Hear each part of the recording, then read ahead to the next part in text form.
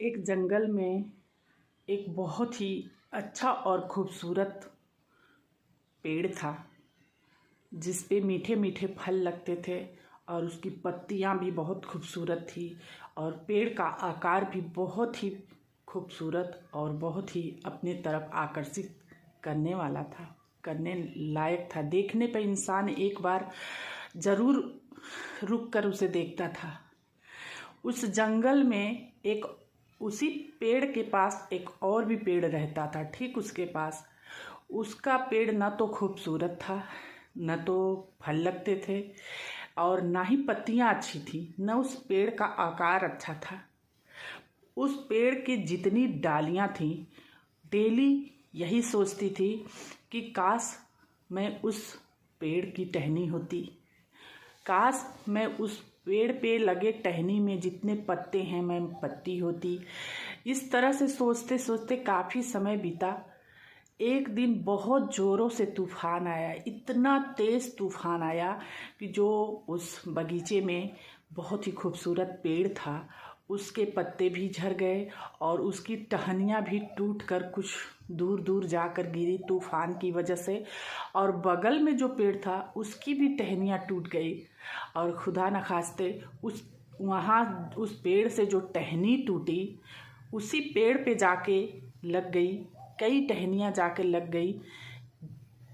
जैसा वो सोचता था वो टहनी सोचता था रातों दिन कि मैं इस पेड़ पे जाके लग जाती और काश मैं इस पेड़ की टहनी होती और काश मैं इस पेड़ के पत्ते होती। ठीक उसका मुराद तो पूरा हो गया, लेकिन क्या उस पेड़ पे जाकर लग जाने से टहनी उस पेड़ की हो जाएगी? नहीं ना। और जो दूर जाके टहनी गिरा है क्या वो किसी और नाम से जाना जाएगा? नहीं ना। जब भी कोई भी इंसान राह चलते या फिर कोई भी इंसान उसे देखेगा तो एक बार ज़रूर यही कहेगा कि ये टहनी उस पेड़ की है जो तूफान की वजह से यहाँ गिर गया। तो ठीक लोग अपने दिमाग में ये बातें बसा लेते हैं कि मैं किसी का घर उजाड़ कर किसी के परिवार से उसे अलग करके और उसके परिवार में मिल जाऊंगी तो उसकी हो जाऊंगी या हो जाऊंगा। ऐसा कुछ नहीं है। आप मिल तो जाओगे पर उसका नहीं हो पाओगे। उसे खुश करने के लिए तरह तरह का कला तो दिखा के उसे खुश तो करोगे, लेकिन अल्लाह खुश नहीं होंगे और ना ही आप उसके हो सकते हैं। आप तो उसे कहलवाएंगे मैं हम आपके हैं, वो भी मानेगा, क्योंकि वक्त एक बहुत ही महान और बहुत ही कीमत रखने वाला एक अल्लाह ताला वक्त को इतना बना दिया है, इतना मतलब वो कर दिया है कि वक्त किस पे भारी पड़ जाए। लेकिन कितना भी वक्त भारी या कमज़ोर हो जाए, लेकिन जो सच है वो तो सच ही रहेगा। टहनी कहीं चली जाए या किसी परिवार से किसी को कोई अलग कर दे चाल चल के अपना कोई साजिश में उसे फंसा के, लेकिन आप कहेंगे वो गलत है, फिर भी उसी का है। वो गलत था, वहाँ उसे हटा दिया गया, तो फिर भी नाम तो पहले उस शख्स का आएगा जिसके साथ वो रहता था या फिर वो उसका है, उसकी पैदावार है या जो कुछ भी है। सोच, सिर्फ सोच, इंसान की सोच इतनी छोटी हो जाती है कि इंसान हर कुछ सोचता है पर गलत सोचता है। सोचता मैं ये करूँगा, मुझे एक पल की खुशियाँ तो पालोगे, क्या अल्लाह के यहाँ जवाब दे पाओगे? तो हेलो अस्सलाम वालेकुम, कैसे हैं आप सभी? उम्मीद है बहुत ही अच्छे होंगे। सना के चैनल में, सना के ब्लॉग में आप लोगों का स्वागत है दोस्तों। मैं फिर आ गई अच्छी और सच्ची बातों को लेकर के। मेरी बातें और मेरा ब्लॉग कैसा लगता है प्लीज़ प्यारा सा कमेंट करके बताएं। और मैं सुबह से अभी सा फ्री हुई हूँ और मैं सोची हूँ कि अपने दोस्तों से कुछ बातें करूँ। मुझे बहुत ढेर सारी बातें करनी है, लेकिन मेरा ब्लॉग बहुत ही बड़ा हो जाएगा, इसलिए मैं थोड़ा थोड़ा ही बात आप लोगों के सामने रखूँगी जो कि आप लोग बहुत ही मन से और प्यार से देखेंगे। मुझे बहुत अच्छा लगता है कि मेरे वीडियो पे भले ही कम कमेंट आए, भले ही कम लाइक आए, पर मेरा वीडियो मेरे सब्सक्राइबर बहुत ही मन से देखते हैं और मुझे प्यारा सा कमेंट भी कर देते हैं। तो आगे और बातें करेंगे, ठीक है। अगर आप लोगों को अच्छा लगा ये बातें तो ज़रूर बताइएगा। एक गांव में एक बहुत ही प्यारा घर था। उस घर का नकल अगल बगल के लोग करते थे, लेकिन खुदा न खास्ते उस पेड़ की तरह उस घर में भी एक ऐसा तिनका था। मैं कुछ ऐसा उसका नाम तो नहीं दे सकती, क्योंकि अल्लाह उसे कुछ ऐसा नाम दिया ही नहीं है, तो मैं क्या हूँ नाम देने वाली।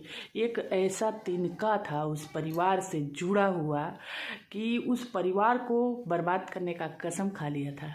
और जो है वो परिवार उसे बहुत कुछ सहारा दिया, पाला पोसा, बहुत कुछ आगे तक ले गया, उसको ठिकाना भी धरा दिया शादी ब्याह करके। लेकिन उसे चैन कहाँ, उसे चैन कहाँ दोस्तों।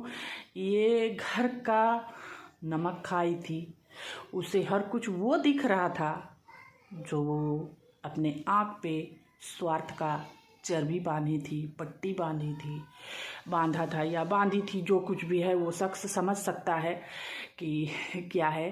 तो धीरे धीरे वक्त बीतता गया दोस्तों, धीरे धीरे वक्त बीतता गया। उस घर का में इतनी रौनक थी, इतना रौनक था, लेकिन एक तिनका आप लोग समझ सकते हैं कि अच्छे से अच्छे इंसान को मजबूर कर देता है। एक बहुत ही मतलब ताकतवर और बहुत ही स्ट्रॉन्ग इंसान को अगर आँख में एक छोटा सा तिनका पड़ जाता है तो इंसान मजबूर हो जाता है अपनी आँखें रगड़ने को। रगड़ते रगड़ते लाल हो जाता है, पानी भी निकलता है, आँखें सूज भी जाती है। तो ठीक उसी तरह वो तिनका उस घर को बर्बाद करके खुश है। तो ऐसा मैं उस इंसान से कहना चाहती हूँ, खुश हो लो। एक दिन उसकी लाठी ऐसी चलेगी कि बिना आवाज़ का सब कुछ खत्म हो जाएगा और हाथ में क्या आएगा, अधेला। अधेला का मतलब समझते हैं आप लोग? वो अधेला जो उठाकर तुम फेंकोगे, कीचड़ में फेंकोगे तुम्हारे ऊपर पड़ेगा, गंदे पानी में फेंकोगे तुम्हारे ऊपर पड़ेगा। लेकिन क्या सोचकर उस घर को बिखेरा गया, उस परिवार के सदस्य को बिखेरा गया। क्या सोचते हो? अल्लाह बहुत बड़ा है। किसी जुल्म के खिलाफ अगर आवाज़ उठाना गलत है तो गलती किसी ने किया। किसी गलत चीज़ को गलत कहने का अगर गर्व किसी ने रखा तो वो उस शख्स ने गलत कहने का गर्व रखा। उसकी सज़ा अगर साजिश के तौर पे उसे दी गई तो अल्लाह ने उसे कहीं झुकने नहीं दिया, उससे भी सुकून भरा हर एक चीज़ दे दिया और हर एक ऐसा चीज़ दिया कि वो कभी उसके चेहरे पे सिकम ही नहीं आने दिया।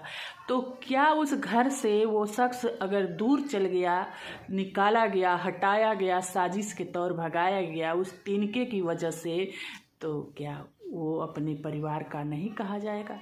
कहीं भी जाएगा वही कहा जाएगा कि ये उस शख्स से जुड़ा हुआ ये शख्स है, उसी शख्स की ये शख्स पैदावार है।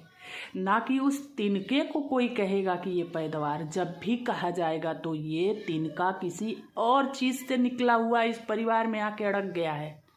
खुश होने की कितना भी कोशिश कर लो, जिंदगी में कभी खुश ना हो पाओगे दोस्तों। कड़वी है मगर बहुत ही सही है। जिस घर में शादीशुदा बेटी अगर आकर बैठ जाए, उस घर की खुशियां तो ऐसे ही लुट जाती है।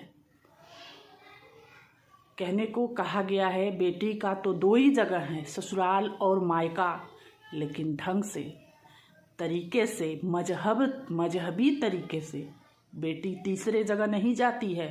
बेटी दो ही जगह आती है, ससुराल और मायका, दो ही जगह ठिकाना है बेटी का। दोस्तों कैसा लगा मेरा बात?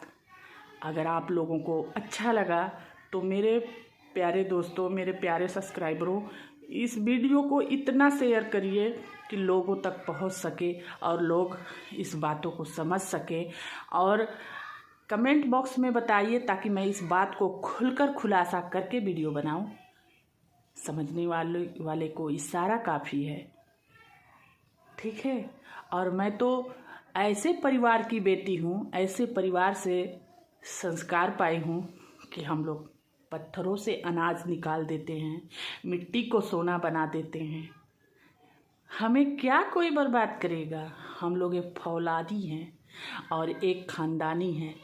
हमारे सर पे हम लोगों के बुज़ुर्गों का हाथ है। वक्ती होता है किसी के परिवार का कोई नाराज़ होता है, लेकिन उसका ऐसा नहीं।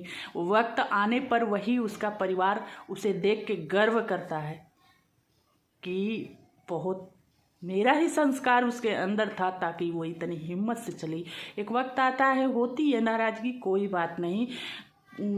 जो अगर परिवार का मुखिया होता है, गार्जियन होता है, उसका नज़रिया कुछ अलग होता है तो गलत होता है। कोई चीज़ सोचकर लगता है गलत, लेकिन ऐसा कुछ नहीं है। जब वक्त बीतता है और उसे पता चलता है, उस परिवार के लोगों को पता चलता है कि मेरा खून, मेरी बेटी हिम्मत से कुछ दिन चली और किस तरह चली और कितने मेहनत से चली, तो वो गर्व करता है।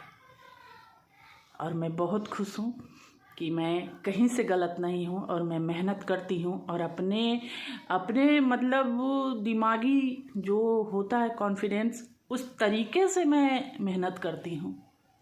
मैं कोई गलत काम नहीं करती। घर के चार दीवारी में रह के अपने शौहर का देखभाल, अपने प्यारे से इस जन्नत का देखभाल, उसके बाद जो मुझे समय मिलता है मैं अपने लिए उसे सिर्फ अपने लिए इन्वेस्ट करती हूँ। उस समय को मैं खर्च नहीं, इन्वेस्ट करती हूँ इस समय को। अल्लाह पे भरोसा है मुझे, मैं ज़रूर कामयाब होंगी। जो इंसान तिनका से इतना हो गया, तो आगे जाने में और बहुत आगे जाने में देर नहीं लगेगी। अगर आप लोग चाह देंगे तो रातों रात ये राई से पहाड़ हो जाएगा। मैं वो शख्स हूँ जो हिम्मत रख के इतने दिनों से चल रही हूँ। और जो है मेरा फैमिली भी ऐसा है, मेरा फैमिली इतना नामी और बहुत ही हिम्मती है। और जिस माँ की मैं बेटी हूँ और जिस बाप की मैं बेटी हूँ और जिस भाइयों की मैं बहन हूँ, सारे लोग मेहनती हैं और जज्बाती हैं और मोहब्बती हैं। लेकिन वक्त हालात कुछ ऐसा हो जाता है कि कुछ लोग जो चीज़ सोचना वो नहीं सोच पाते हैं। मुझे नहीं, उस बात से कोई शिकवा गिला नहीं है, क्योंकि मैं खुश हूँ। वक्त है, सब बदल जाएगा, पर मैं उन लोगों के लिए कभी नहीं बदलूँगी जिन्होंने मुझे मजबूर किया यहाँ लाने के लिए। और मैं खुश भी हूँ कि अगर वो तिनका ऐसा नहीं किया होता तो मैं यहाँ तक नहीं पहुँचती। मैं उसी चार दीवारी में रह करके, भले ही मैं खुश थी, सब कुछ अच्छा था, लेकिन जो है जो मुझे हासिल करना था, जो मेरा आज हासिल हुआ है, वो कभी हो नहीं पाता। तो शुक्रिया है सभी लोगों का जो मेरे साथ गलत किए, जो मेरे साथ अच्छा किए। सभी लोगों का शुक्रिया है कि मैं यहाँ तक पहुँची हूँ। और आप लोगों की दुआओं से मैं और भी आगे जाना चाहती हूँ, और आप लोग मुझे लेके भी चलिए। और क्या कहूँ आप लोगों से, ये ब्लॉग इतना ज़रूरी है, इसे शेयर करिए, इतना शेयर करिए कि हर बेटी के अंदर हिम्मत बन जाए और हर बेटी ये सोचे कि मैं खुद में एक मिसाल हूँ। किसी परेशानियाँ, कोई छोटी सी परेशानियों के आने से घबराना क्या है, खुद में हिम्मत रखो। अगर हम समाज के सामने ओपन होकर के आ रहे हैं, तो क्या कोई बेटी ओपन होकर ड्यूटी नहीं करती है, या फिर कोई ऑफिस में नहीं जाती है, या फिर किसी के सामने कुछ बात नहीं करती है? इसका क्या मतलब? हर काम का एक अलग लेवल होता है, देखने का नज़रिया होता है। तो इस तरीके से मैं ये नहीं सोचती हूँ कि मैं क्या कर रही हूँ क्या नहीं, बस काम कर रही हूँ और इज्जत के साथ कर रही हूँ और अपने लिए कर रही हूँ, खुद अपने लिए कर रही हूँ। और मैं सही हूँ, सही सोच करके आप कहीं चलेंगे तो आपका पैर खींचने के लिए लाखों लोग खड़े हो जाते हैं। तो लाखों लोगों को इग्नोर करिए, जैसे मैंने किया है। रास्ते में बहुत सारे कांटे आते हैं, अगर जो उन कांटों पे चल के आगे निकल गया ना, वही इंसान एक दिन कामयाब हो जाता है। और वही इंसान एक दिन, सभी लोग उसी इंसान का नाम भी करते हैं। मुझे पता है किसी घर, किसी मोहल्ले से अगर एक बेटी भाग जाती है तो लोग उसका हवा उड़ाने में एक बार अपने ज़बान पे सिलाई नहीं करते हैं, एक बार अपने ज़बान को बंद नहीं करते हैं। लेकिन उसी मोहल्ले, उसी घराने से, उसी गांव से, उसी हर बस्ती से अगर एक लड़का अगर बड़ा अफसर बन जाए तो लोग किसी से कुछ नहीं कहते हैं कि फलां का लड़का इतना मेहनती था या उसके घर वाले मेहनती थे, आज वो लड़का इस पद पे गया है, या जो बेटी या तो पद पे गई है, कोई नहीं कहेगा, क्योंकि ये कहने में सबकी ज़बान को बेइज्जती महसूस होता है। आज कोई बेटी गलती कर देती है या कुछ उससे गलत हो जाता है तो लोग गर्व से इस घर से उस घर से उस घर से बातें पहुंचाते हैं। तो लोगों की बातों को यहाँ से वहाँ पहुँचाने से बेहतर है कि अपना ख्याल करो। एक उंगली हम इधर किए तो ये 4 उंगलियां मेरे तरफ है। यानी अल्लाह ताला कहे हैं, किसी की एक छोटी सी गलती को तुम देख रहे हो, तुम्हारे अंदर तो 10-20 गलतियां हैं, तुम उसको देखो, किसी और को नहीं। जाना सबको वहाँ है, वो हिसाब किताब करेगा। आप कौन होते हैं किसी को गलत कहने वाले या हिसाब किताब करने वाले। तो दोस्तों मिलते हैं फिर दूसरे वीडियो में। मेरा ये ब्लॉग कैसा लगा, ये बातें मेरी कैसी लगी, ज़रूर आप लोग बताइएगा कमेंट बॉक्स में। और कैसा है हर कुछ मेरा बोलने का अंदाज, सब कुछ बताइएगा। मैं आप लोगों के कमेंट से हमको मोटिवेशन मिलता है और मैं आगे कुछ और अच्छी बातें बोलने के लिए साहस बनाती हूँ, हिम्मत बनाती हूँ। तो मिलते हैं कल एक अच्छी बात के साथ और एक प्यारी बात के साथ, और जो दिल पे गुजरी है उन बातों के साथ। तब तक के लिए अल्लाह हाफिज़।